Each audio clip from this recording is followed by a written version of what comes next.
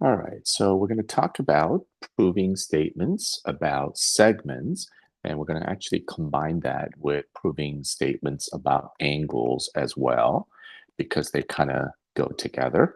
So we're going to look at some theorems about angles and segments today, especially the congruent segments and congruent angles, and we're going to use them to write reasons for the steps in the proof. Okay. So, theorem, as you probably already know and heard, is a true statement that follows as a result of other true statements. So, theorems can be proven, and we're going to try to prove some of the theorems that we're going to take a look at today. And then the two-column proof is what we use mainly to prove things in geometry. There's also paragraph proof, but two-column proof is more important, and that's the one that we're going to mainly focus on, right? So on the left side of the two-column, you write the statements in logical order, and then the right side, you write the reasons explaining how you were able to go through the steps in the statements, right? Paragraph proof is basically, doing the same thing, but instead of, two-column proof, you're just sort of writing with sentences and paragraph. So it's kind of the same thing. It's just that this is just written in a different format. Okay. All right. So then the first theorem here is theorem 2.1. It's the properties of segment congruence, right? We're going to have something similar to this for the angle congruence. Now, notice we had reflexive and symmetric and transitive property of equality before, but then now this is similar, but this is congruence, which means that the symbol here, instead of being equal sign, we're looking at congruent sign. So they kind of work the same way, except remember in grammar, in geometry, the length are equal, but the segments themselves are congruent. So reflexive is the reflection on the mirror. So it's exactly the same thing on both sides of the congruent sign here. And then symmetric is you flip it. So if segment AB is congruent to segment CD, then symmetric property of congruent says that you can flip it and then switch the two sides. So the segment CD is also going to be congruent to segment AB. It kind of makes sense, right? Just switching the location. And so, sometimes it just helps to switch it around to see visually and also logically how things flow, right? So just know that symmetric property of congruence tells you that you can switch that. Transitive compares three or more things. So again, this is transitive property of congruence. So instead of an equal sign, you have a congruent sign, but it works the same way. So notice AB is congruent to CD, and then CD is also congruent to EF. So they're both congruent to CD. So that means AB is going to be congruent to EF, right? Because they're both congruent to CD. So that's transitive. As long as the other one in the middle is the same, you can make the transition and say that the first one and the last one, or the other two that's not the same one in the middle, are congruent to each other as well using transitive property. Okay, so that's something similar to what we did last time with the equality, but this time instead of equality with the equal sign, we have congruent sign between the segments, right? So just similar but little different way of writing or describing things. Okay. So let's see how we can use that in a two-column proof. Once again, the left side is the statement and the right side is the reason. So here we're just trying to prove the transitive property of congruence that we just looked at, right? So we're given that the segment JK is congruent to segment MN, and also segment MN is congruent to segment PQ. So you can kind of tell already that they're going to be congruent to each other. And so we're trying to prove that the first one, the segment JK, is also congruent to segment PQ. Right? It seems kind of obvious, but let's see how you would actually do that in a two-column proof in a logical order. So you write the given information, right? You always start with some given information, right? Because you have to start somewhere, okay? And then just like we did before, by definition of congruent segment, so if two segments are congruent, well, their length are going to be equal to to each other. So that's just by the definition of congruent segments. So you can go forwards and backwards, right? We talked about that before as well. Same thing here. The segment MN is congruent to segment PQ. So therefore, by definition of congruent segment, the length of those two segments are going to be equal to each other, right? Remember the grammar, lengths are equal, segments are congruent.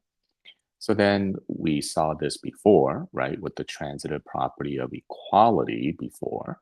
So then you, you know, transition from the JK to PQ because they're both equal to MN in the middle, right? So since they're both equal to MN, you can skip that, and then you can make the connection and make the transition that JK is also going to be equal to PQ. That's the transitive property of equality that we looked at last time, right? So we use that to prove the transitive property of congruence, right? So they're kind of similar, but we're using what we did before to prove, the new one that we are facing today. So then this is going backwards now here. So if the two lengths are equal, you can turn around and say that the two segments are congruent. Again, you can go forwards and backwards. That's by the definition of congruent segment. So anything that is related to the vocabulary and the definition that we looked at, that's all just by definition of some of those vocabulary terms like congruent segments. All right, so that's how we can prove that first theorem there using the transitive property of equality that we talked about previously. So anything that we proved before or saw before, we can use to prove anything that we're trying to prove now. All right, let's take a look at another one. So here we're given this picture here, and we're given that the segment PQ is congruent to segment RS. And then segment PQ is also congruent to segment QR, right? And then segment PS is also congruent to segment RS. So there's a whole bunch of them here that's going to be congruent. Now, so it's going to be actually a little better, more logically easier to follow if the step 4 is moved up to the front, right? So that should actually be the first step. So that's given, right? The segment PS is congruent to segment RS, right? And then the other given information, so we're just going to copy that.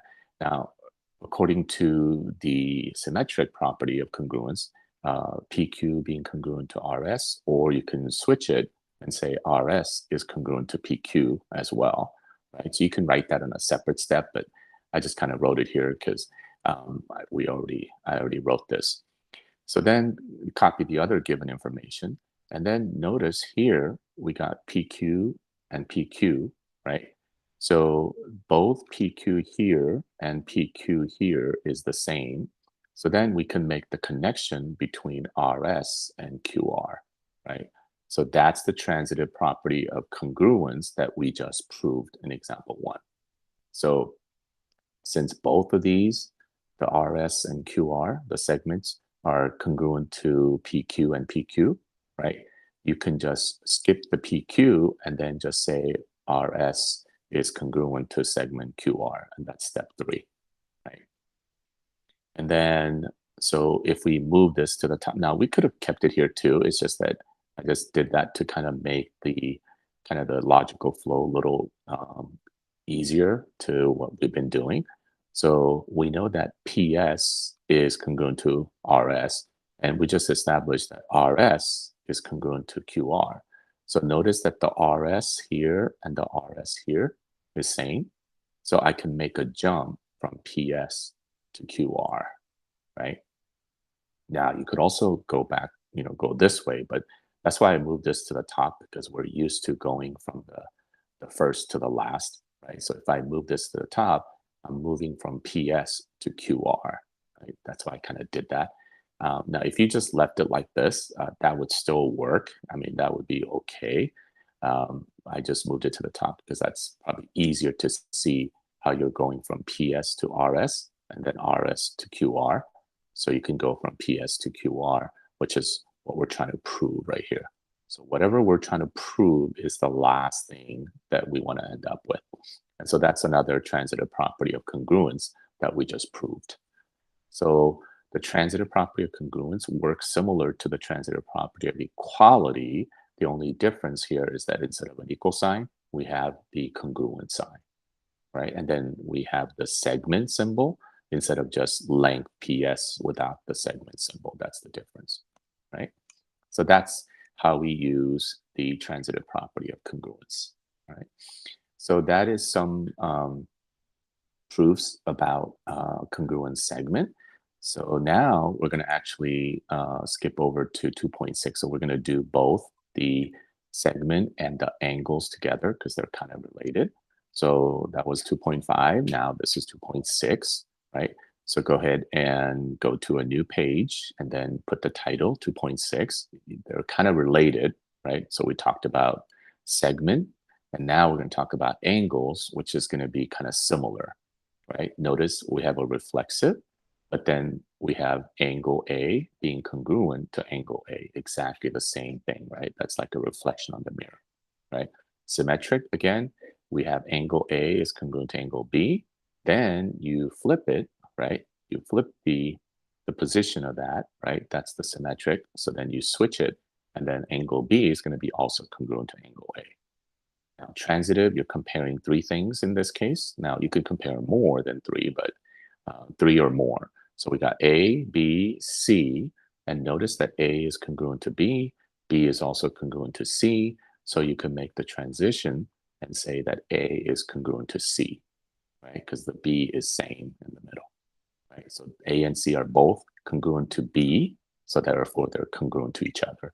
So that's the transitive property of angle congruence, similar to what we did with the transitive property of equality and transitive property of segment congruence. This time we're just talking about angles, all right? So that's why we're combining the two, because they're kind of similar and related to each other. One's just segment, this one is angles. Let's take a look at some example of how we can use that. So here, if you have this picture, and we already kind of know about this because we actually talked about parallel lines with the transversal, but let's just say that even if you didn't know that, if you're given angle 1 is congruent to angle 5, so here you can mark it on the picture to make it easier if you want.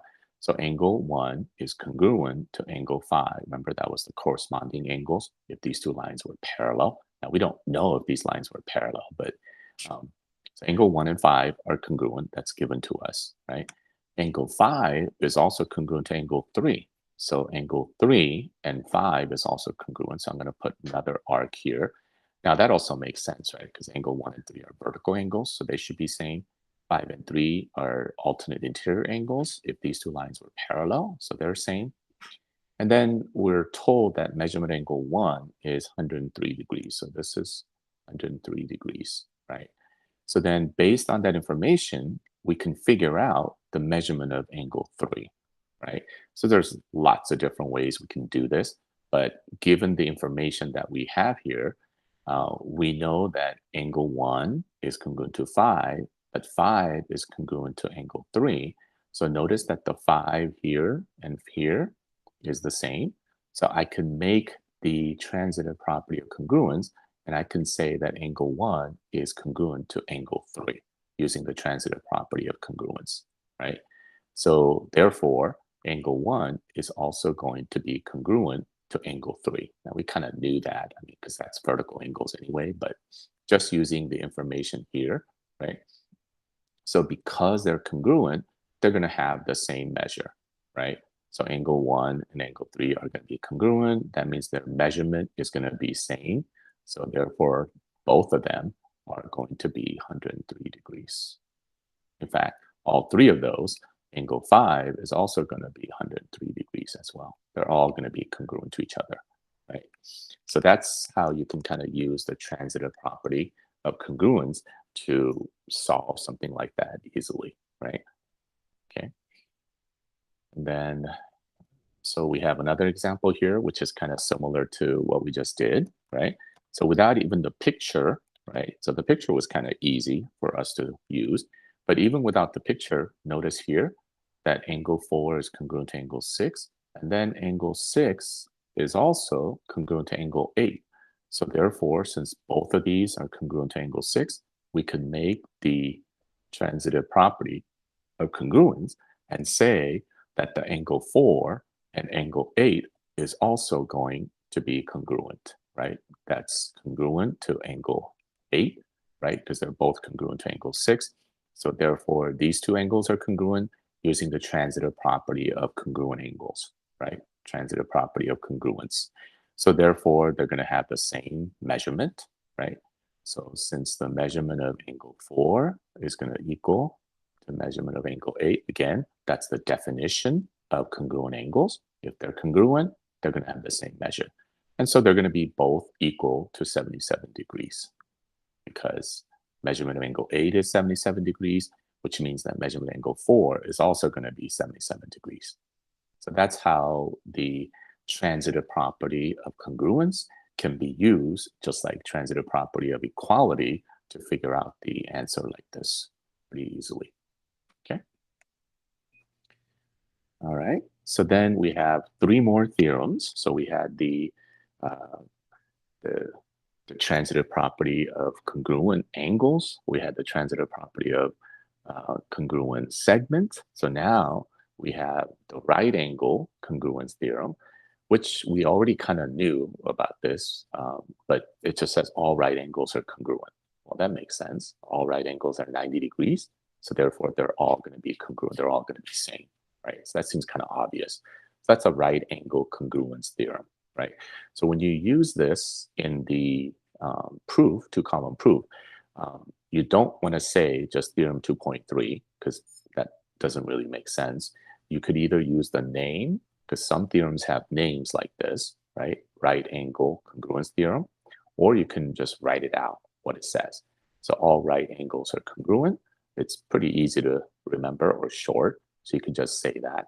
Now, this one is kind of a lot to write, so then you would probably just write the name, congruent supplement theorem and congruent complement theorem. So you can write the name of it or write out the whole theorem, what it says, if it's short enough, right? So what about congruent supplement theorem and congruent complements theorem? Now, we already talked about supplement and complement before, right? Supplement means that they add up to 180 degrees. Complement means that they add up to 90 degrees. So what this is saying is that if I have these two angles, angle 1 and 3, right? And if angle 1 is supplement to the same angle 2 as the angle 3 is supplement to the same angle 2 or another angle as long as they're congruent, right? Then it says that these two angles 1 and 3 are congruent to each other. So that's the congruent supplement theorem. So these two angles, angle 1 and angle 3, are supplement to angle 2, and because 2 is obviously same to itself, right? Therefore, angle 1 and 3 are going to be also congruent to each other, right?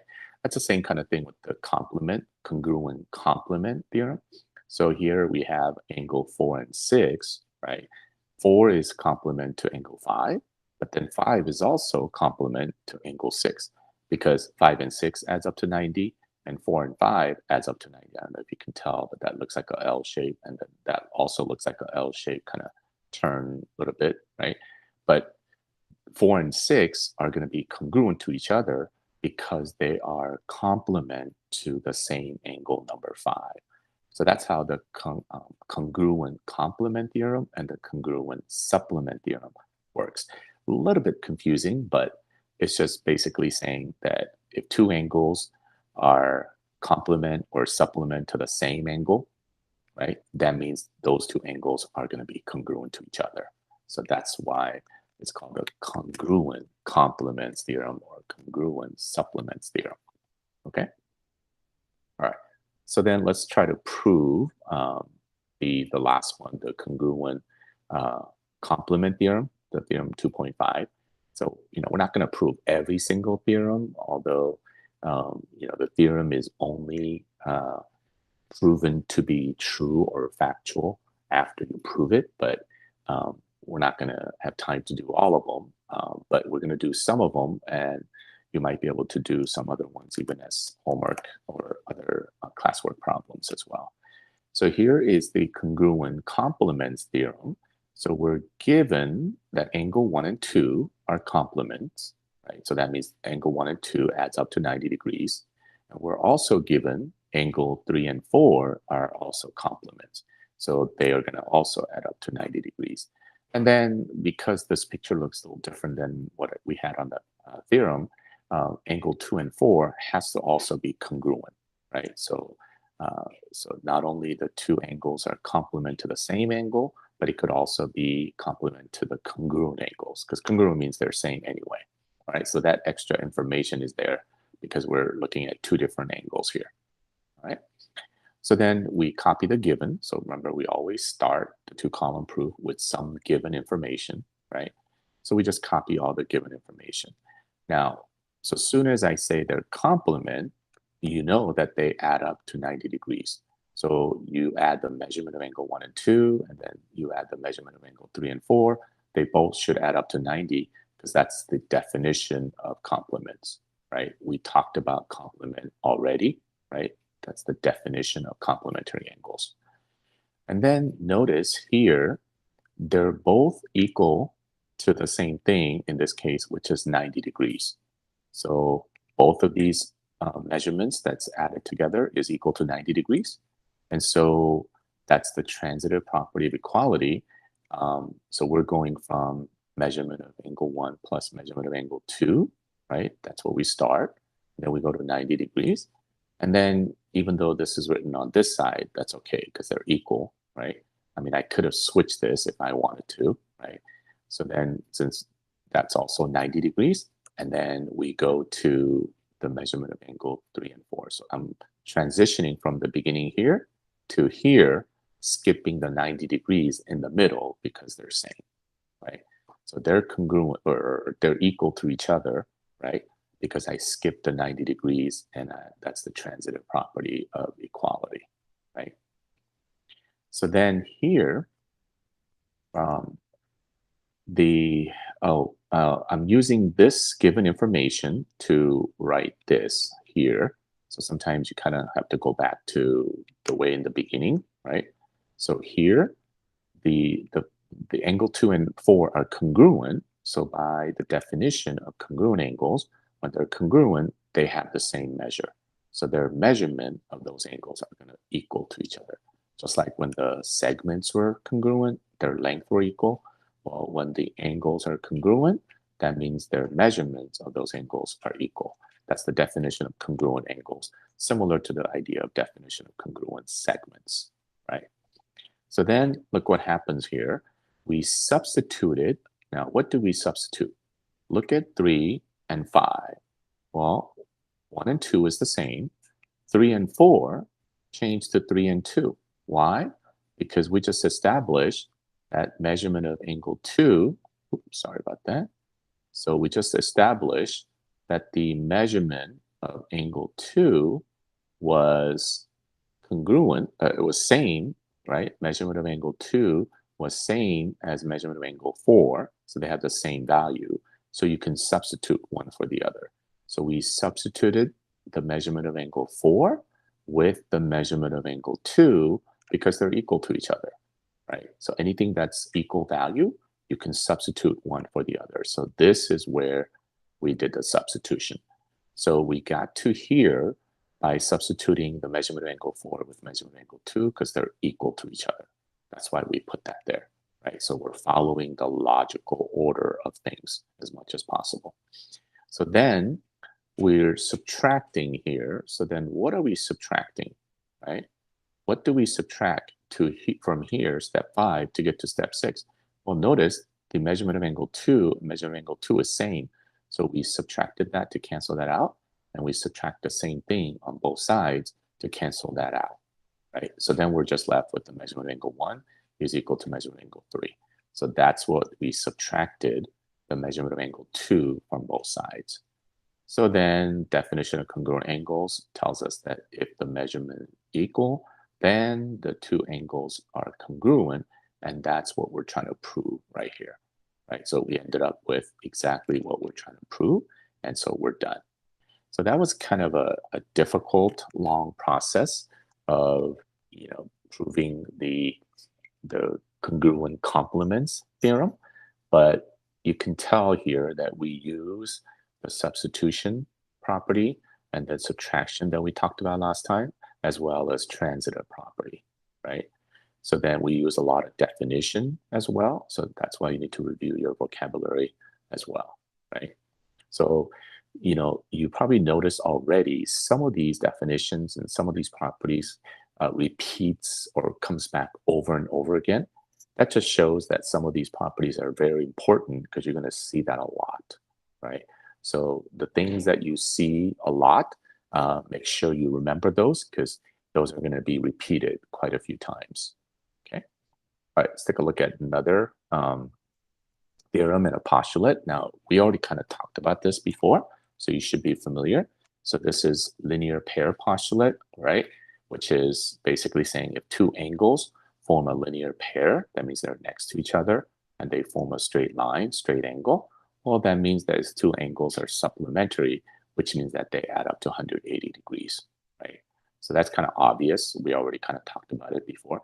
So that's the linear pair postulate that tells us that these two angles always add up to 180 degrees because they're always supplementary. Okay, so you can use linear pair postulate on the two-column proof as reasons quite a lot. Okay, so you can remember that. Vertical angle theorem, we also talked about before. All vertical angles are congruent, right? So angle 1 and 3 are congruent. Angle 2 and 4 are congruent whenever two lines intersect like that. So you can use linear pair postulate or vertical angle theorem, or you can, write it out. Vertical angles are congruent in the two-column proof.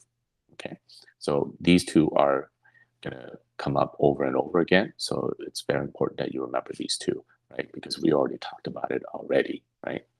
So let's see how we can use that to solve problems like this here. So we're given this picture, and we're given that angle 3 is a right angle. So you can mark on the picture a little box. That's the symbol for right angle. And then measurement of angle 5 is 57 degrees. So I kind of labeled that already on the picture, right? So sometimes having the picture makes it a lot easier, right? So then we're supposed to find all these other measurements of angle 1, 2, 3, 4 here. Well, the angle 3, that's easy. That's a right angle, so that's 90 degrees. So that should be easy. So measurement of angle 3 is going to be 90 degrees, right? And then measurement of angle 5 is 57 degrees. And then notice these two lines here. Ignore this ray here. But if you think about these two lines, 5 and 2 are vertical angles, right? Which means that the measurement of angle 2 is going to be same as the measurement of angle 5 because they're vertical angles and they're both equal to 57 degrees, right? So measurement of angle 2 is going to be 57 degrees, right? Now, what about measurement of angle 1 and measurement of angle 4? Now, there are lots of different ways you can do this. Now, if you look at this line going straight down, right? Or you can look at this other line going diagonal. Either way, isn't angle 1 and 5, so I can put 57 degrees here as well. Isn't angle 1 and 5 linear pair? So using linear pair postulate, I know that measurement of angle 1 plus the measurement of angle 5 should add up to 180 degrees because that's linear pair postulate. So these two angles should add up to 180 degrees, right? So I know the measurement angle 5 is 57 degrees already, right?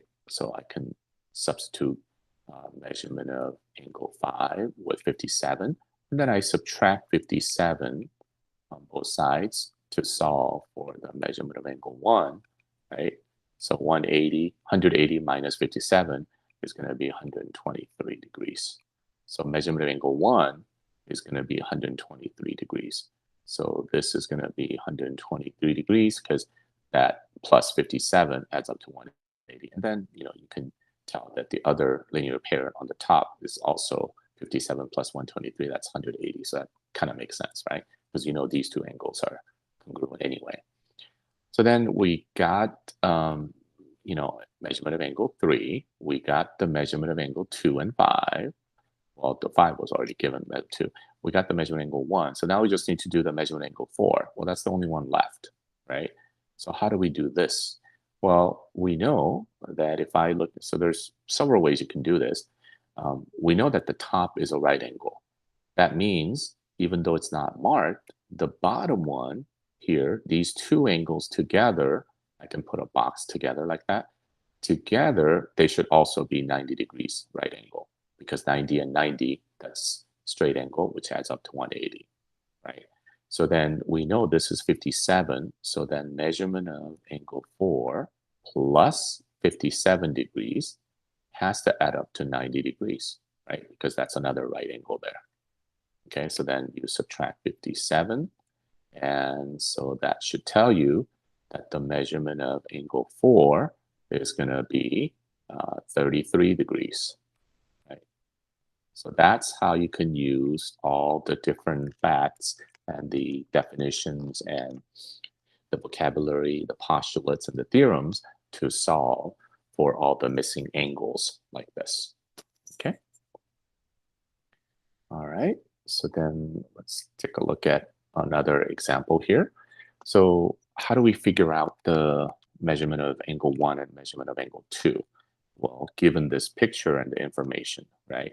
Now be careful here. This is not a straight line. It actually turns and curves like this, or takes, a sharp turn here. So that's not a straight line. This one is a straight line. So these two are linear pair, and then these two are linear pair, if you want to think about it that way, but not these two, right? Because it turns. So then we know that the measurement of angle 2, right, plus 32 has to add up to 180 degrees, because that's a linear pair here, like this, right? So then that's going to be minus 32 on both sides. So that cancels out. So measurement of angle 2 is going to be 148 degrees, right? So the measurement of angle 2 is going to be 148 degrees here. Now, does that mean measurement of angle 1 is also 148 degrees? No, because they're not vertical angles, because this is not two straight lines. This is a straight line, but that's not, right? So that's not vertical angles, and obviously it looks different. But you can use 21 degrees and measure angle 1, because that's also linear pair on the top, right? So then you can figure out measurement of angle 1 plus 21. That's also going to be linear pair using linear pair postulate. So then subtract 21. So that cancels out. So measurement of angle 1 is going to be 159 degrees. So that's the linear pair postulate that we just used to figure out the missing angle, right? Just be careful with the sharp turn here, right? They're not vertical angles because they're not straight line. Okay.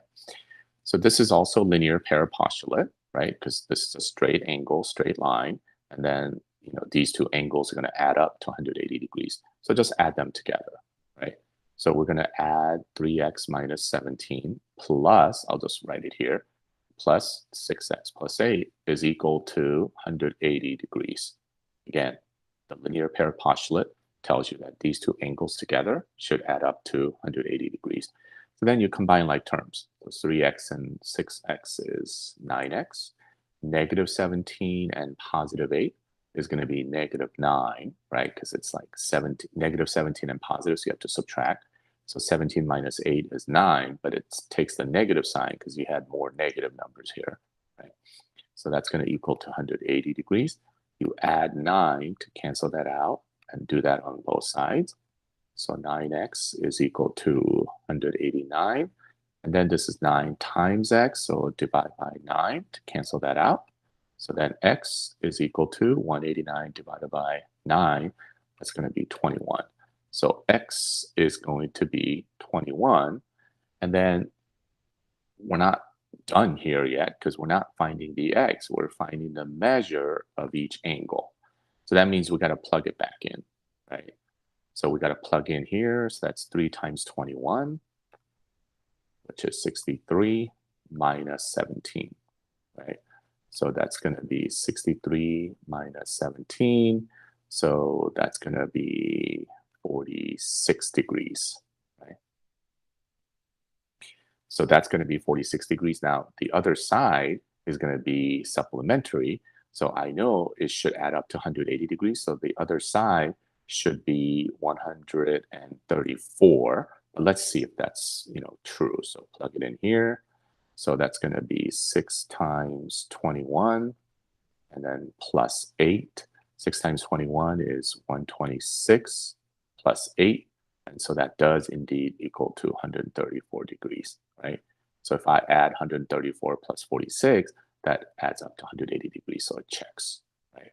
So that's how you can find missing angles by solving for x first by using linear pair postulate, and then plug it back in once you find x, because we're looking for the measurement of each angle here, right? So make sure you always answer the questions correctly, okay?